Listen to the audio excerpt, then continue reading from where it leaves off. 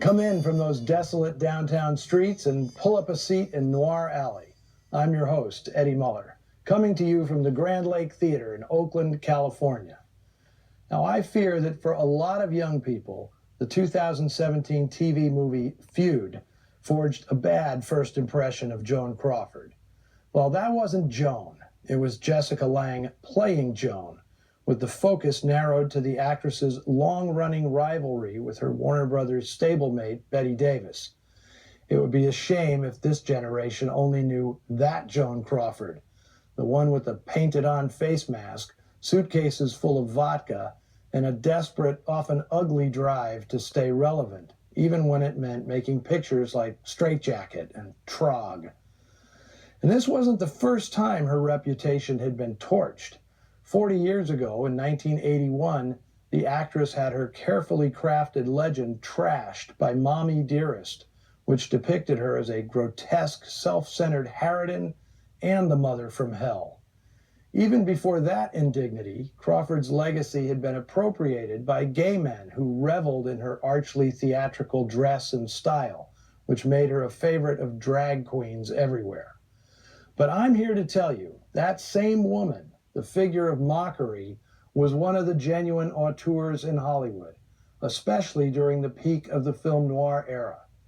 It all started when she triumphantly overcame the trauma of being dumped by MGM in 1943 for the unforgivable sin of approaching middle age.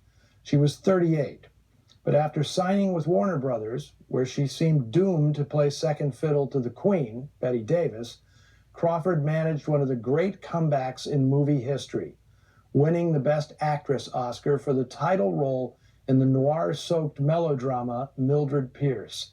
It set the course for the next 10 years of her professional life, an incredibly productive stretch during which she controlled every aspect of her movies, her image, and her career.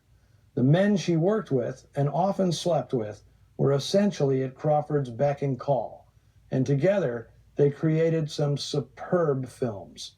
Today's film, Possessed, is one of Crawford's best. She claimed it was the most difficult role of her career, and it earned Crawford her second Oscar nomination, which probably was its raison d'etre. It's the tale of a woman madly in love. Literally.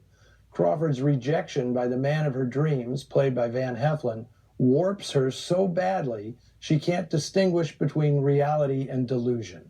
Romantic longing was a Crawford specialty, and here she rides it all the way to the end of the line. Director Curtis Bernhardt brilliantly depicts her deteriorating mental state with a camera technique that puts the audience right in the mind of this disturbed woman. This may be the best directed film of Bernhardt's long and still sadly underrated career. Louise, what is it? Why did you scream? It's Pauline. She wants me to kill myself like she did. She wants me to drown, but I won't. The original story by Rita Wyman was adapted by first-time screenwriter Sylvia Richards, who went straight from this to a collaboration and an affair with Fritz Lang, resulting in an even wilder psychological potboiler, The Secret Beyond the Door. The final script of Possessed was written at Crawford's behest by Ranald McDougall, a hot young writer who'd adapted Mildred Pierce. Crawford admired his skill on the page and elsewhere. Also returning from the Mildred Pierce team was Warner Brothers super producer Jerry Wald. He and Bernhardt were fond colleagues, having made the wonderful Juke Girl together back in 1942. Frankly, Jerry Wald was the best thing that ever happened to Joan Crawford. In a span of 5 years, he produced 5 of her best films: Mildred Pierce, Humoresque, Possessed, Flamingo Road, and The Damned Don't Cry, all labeled women's pictures, but all incredibly dark stories of jealousy, obsession, and madness.